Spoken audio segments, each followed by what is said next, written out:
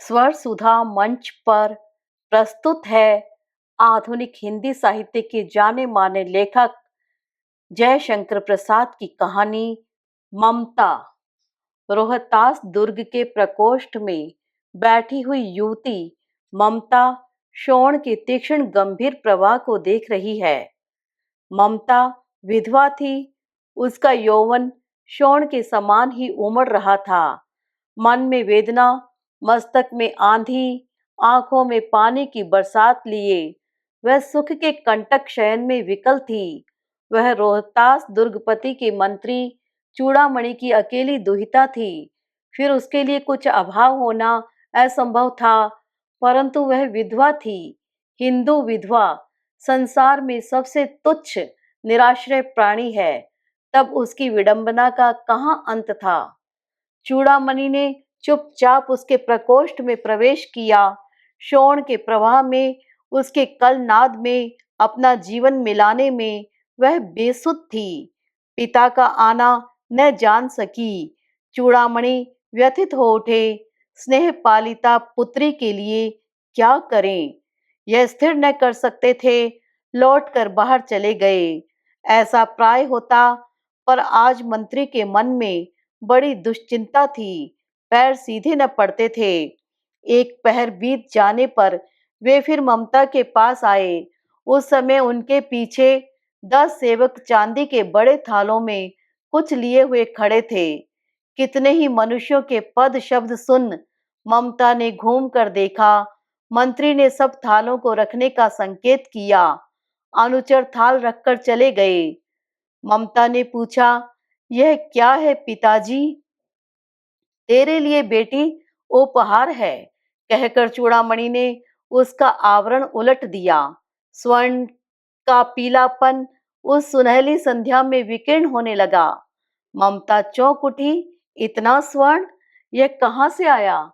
चुप रहो ममता, यह तुम्हारे लिए है। तो क्या आपने म्लेच्छ का उत्कोच स्वीकार कर लिया? पिताजी, यह अनर्थ है, अर्थ नहीं, लौटा दीजिए। पिताजी, हम लोग ब्राह्मण हैं, इतना सोना लेकर क्या करेंगे? इस पतनोन्मुख प्राचीन सामंत वंश का अंत समीप है बेटी। किसी भी दिन शेरशाह रोहिताशों पर अधिकार कर सकता है। उस दिन मंत्रित्व न रहेगा। तब के लिए बेटी। हे भगवान, तब के लिए, विपद के लिए इतना आयोजन, परम पिता की इच्छा के विरुद्ध इतना साहस। पिताजी, क्या भीख न मिलेगी? क्या कोई हिंदू भूपृष्ठ पर न बचा रह जाएगा जो ब्राह्मण को 2 मुट्ठी अन्न दे सके? यह असंभव है।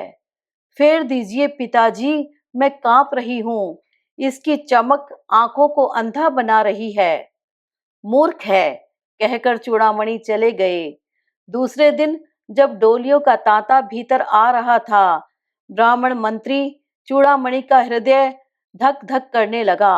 वह अपने को रोक न सका।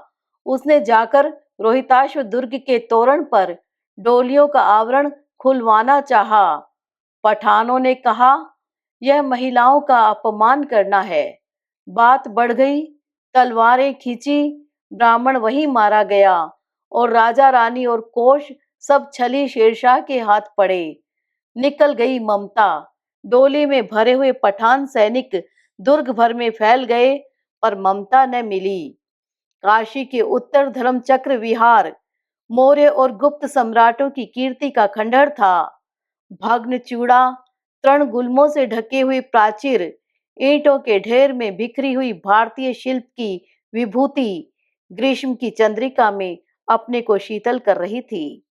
जहां पंचवर्गीय भिक्षु गौतम का उपदेश ग्रहण करने के लिए पहले मिले थे, उसी स्तूप के भग्नावशेष की मलिन छाया में एक झोपड़ी के दीपालोक में एक स्त्री पाठ कर रही थी। अनन्याश्चिंतयन्तो माँ ये जना पर्युपासते। पाठ रुक गया। एक भीषण और हताश आकृति दीप के मंद प्रकार में सामने खड़ी थी। स्त्री उठी।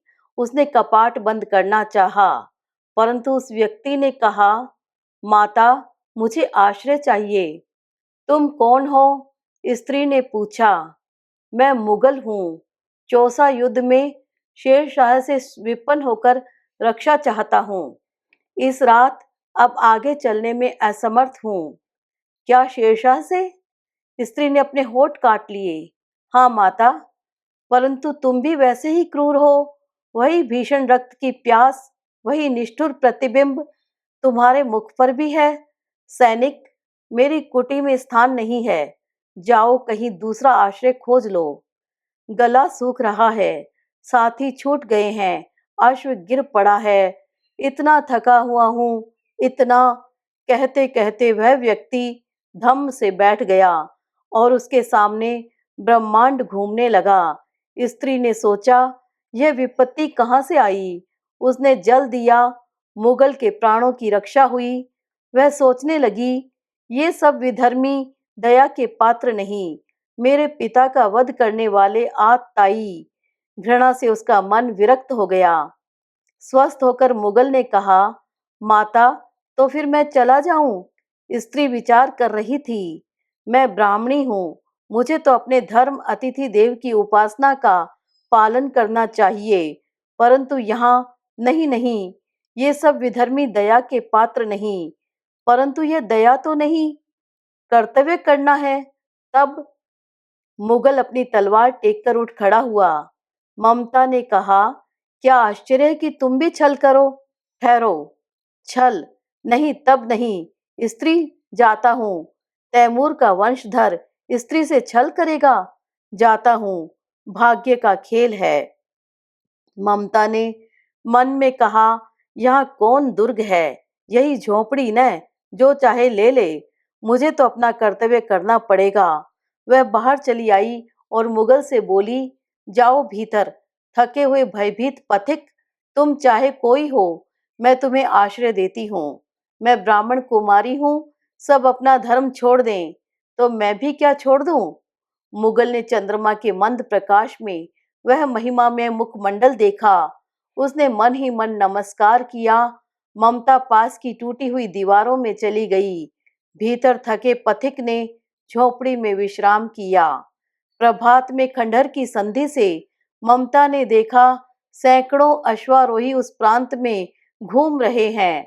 वह अपनी मूर्खता पर अपने को कोसने लगी। अब उस झोपड़ी से निकलकर उस पथिक ने कहा, मिर्जा, मैं यहाँ हूँ। शब्द सुनते ही प्रसन्नता की चित्कार ध्वनि से वह प्रांत गूंज उठा। ममता अधिक भयभीत हुई। पथिक ने कहा, वह स्त्री कहाँ है? उसे खोज निकालो। ममता छिपने के लिए अधिक सचेष्ट हुई। वह मृगदाव में चली गई। दिन भर उसमें से न निकली। संध्या में जब उन लोगों के जाने का उपक्रम हुआ तो ममता ने सुना, पथिक घोड़े पर सवार होते हुए कह रहा है, मिर्जा, उस स्त्री को मैं कुछ दे न सका। उसका घर बनवा देना, क्योंकि मैंने विपत्ति में यहाँ विश्राम पाया था। यह स्थान भूलना मत। इसके बाद वे चले गए। चौसा के मुगल पठान युद्ध को बहुत दिन बीत गए। ममता अब 70 वर्ष की वृद्धा है। वह अपनी झोपड़ी में एक दिन पड़ी थी। शीतकाल का प्रभात था। उसका जीर्ण कंकाल खांसी से गूंज रहा था।